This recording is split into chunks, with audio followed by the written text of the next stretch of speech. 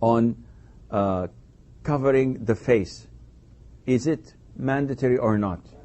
And we've stated this so many times that it's an issue of dispute among scholars, and the most authentic opinion is that it is mandatory for a woman to cover her face, because this is a form of protection, not only for her, but also for the men who may be fascinated or attracted to her beauty.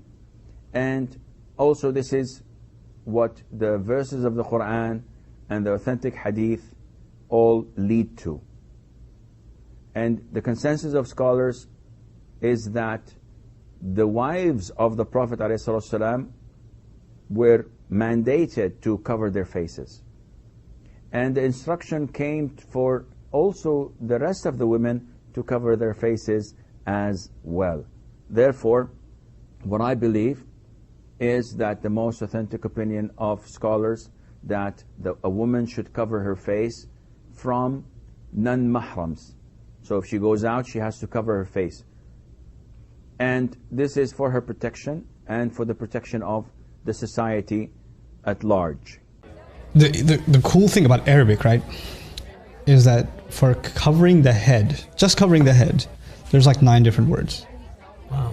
And one of them is khimar, right? So you have, miqna'a and mighfar, and there's all these bunch of words. And that depends on if it covers the head and if it's up to here, if it's up to here, if it's up to here. Depending on the length, each has its own kind of meaning. And in Old Arabic, the word khimar, which is used in the Quran. Now, you and I know commonly we use the word hijab. Yeah. Hijab is actually not a word for head cover. It's actually a word for barrier. Like a wall could be a hijab. A curtain could be a hijab. Okay, so it just kind of got coined as hijab, but that's not the word in the Quran, nor the Arabs ever used it like that. Okay, so the word is khimar. And the cool thing about it is the word itself includes the meaning of covering the head. Like the head and then some. And it's used before Islam. The men used to have khimar too. One of the names for their turban, if it was extra long and it went down to like almost middle of the belly, the men used to call it khimar too. And then it's so cool. The women had like different fashions or whatever. And one of the things the women before Islam used to do is they used to have this bandana type thing that they would tie in the back with their ponytails, and it would go to the middle of their back. So they wouldn't drape it in front, they throw it behind them. That was also called a khimar. Now the Quran says they should take their khimar and throw it in front of them, before their chests. In other words, the only difference is keep the khimar, but just use it. The head cover is already included in the meaning, just use it to cover the front also.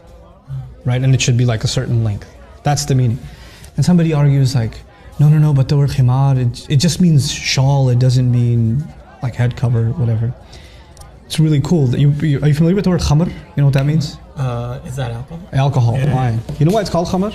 No. Because it messes with your head. Khamara blocks your judgment. Khamara literally means to cover. And it's called khamr because it messes with your mind. It creates a block in your mind. It's almost as though your head is covered up with something when you take khamr. It's like it's part of the meaning of the word. We're not even talking about the Islamic meaning. We're talking about Arabic itself. Back in the day, they'd see some horses are funny colors, like from the neck onwards it's white and the rest of it's brown or something like that.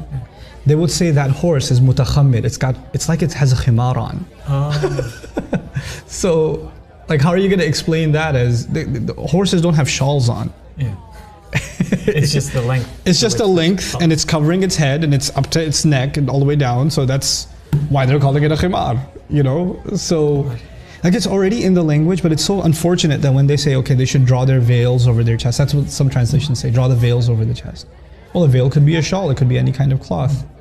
And it doesn't really include head covering, right? But the Arabic word does. And so I feel like a lot of this confusion comes because people don't pay attention enough to the original language, and how a lot of translations, they oversimplify the issue and we start coming to drastic conclusions. But I think that even if you talk about all of this, like somebody gets upset and says, who are you to tell me that I have to wear this or that? I'm not anybody to tell you anything.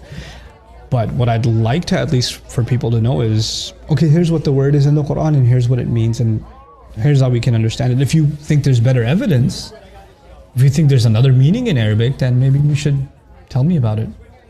So